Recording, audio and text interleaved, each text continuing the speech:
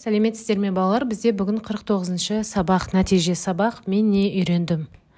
Алдымен балалар, біздің каналымызға тіркеліп, лайк және қоңырау басуды ұмытпаңыздар. Бірінші жаттығу, мәтінді түсініп оқы.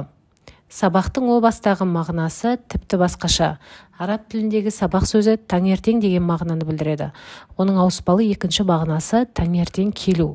Оқудың көбіне ертеңгілікте басталатынын ескерсек, сабақ сөзінің таңертең оқуға келу мағынасын беретіндігін байқаймыз дейді. Енді тапсырмаларды орындаймыз. Мәтінге ат қой дейді. Балалар, біз мәтіннің атауын сабақ деп қойдық. Сіздер басқаша атасаңыздар болады. Келесі мәтін мазмұны бойынша сұрақтар құрастырып жаз дейді. Бізде бірінші сұрақ бар екен. Сабақ сөзінің тура мағынасы нені білдіреді дейді. Келесі екінші сұрақты біз сабақ сөзінің ауыспалы мағынасы нені білдіреді деп жаздық. Және үшінші оқу көбіне қай уақытта басталады деп жаздық. Келесі екінші жаттығу, жұмбақты шеш және оны көшіріп жаз. Антонимдердің астын сыз дейді. Мұртын сипап күн бойы, бетін сусыз жуады. Тысырды аңдып түн бойы, тышқанды көп қуады. Балалар, қараңыздар, мұрты бар, беті қолын жуады, тышқан аңдайды, тышқанмен қоректенетін ол үй жануары мысық екен. Енді бұл жерде антонимдер бізде күн және түн астарын сызып қойдық. Қарамен жазылған сөздерді сөз құрамына талдап тиісті белгімен белгіле дейді. Міне балалар, бізде қарамен жазылған сөз сусыз, яғни түбірі су, сыз ол жырнақ, тышқанды түбірі тышқан, ды ол жалғау. Келесі үшінші жаттығу, берілген тақырыппен тірек сөздерді оқы. Бұл мәтінде не туралы айтылуы мүмкін дейді. Қараңыздар, балалар, тақырып кітаптар мұңы екен. Яғни тірек сөздерді қарасақ, жыл соңы, мектеп кітапханасы, жыртылған кітап, сызылған кітапша, мұңдарын шағу кітапханашы дейді.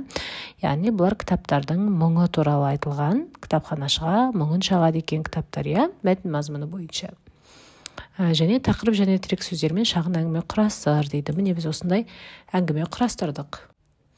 Оқу жылының соңы. Оқушылар кітаптарын тапсырды. Мектеп кітапханасына әдеттегідей жыртылған кітап, сызылған кітапшалар келді.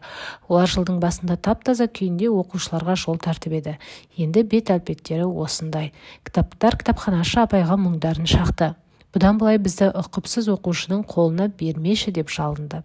Кітапханашы апай ондай оқушыларға қатаң ескерту жасайтынын айтып, кітаптарды жұбатты дедік.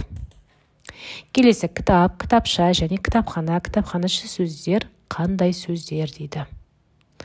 Балалар бұлай бір түбірден жасалған түбірлес сөздер және бұны туынды сөздер дейміз.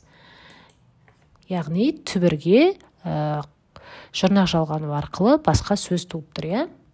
Келесі тапсырма, төртінші жаттығу, берілген сөздердің түбірі мен қосымшасын ажыратып, кестедегі тиісті бағанға орналастыр дейді. Міне балалар, біздер осы сөздердің түбірі қайсы, жұрнағы қайсы және жалғауы қайсы екенін ажыратып, бағандарға бөліп жаздық. Жазып алсаңыздар болады. Келесі бесінші жаттығу, сөздерді оқы, бәрі түбірлес сөз бола ала ма, тек түбірлес сөздер теріп жаз, әр сөздің түбірін тиісті белгімен белгіле дейді. Міне балалар, біздер түбірлес сөздерді жазып шықтық және оларды тиісті белгімен белгілеп қойдық түбірлерін. Яғни бала, балақай, балақан, балалық дегенде түбірі бала, сый, сыйлық, сыйлы дегенде түбірі сый, ек, егін, егіндік, егінші дегенде түбірі ек болды. Осымен сабағымыз аяқталды. Келесі сабақта кездескенше сау болыңыздар.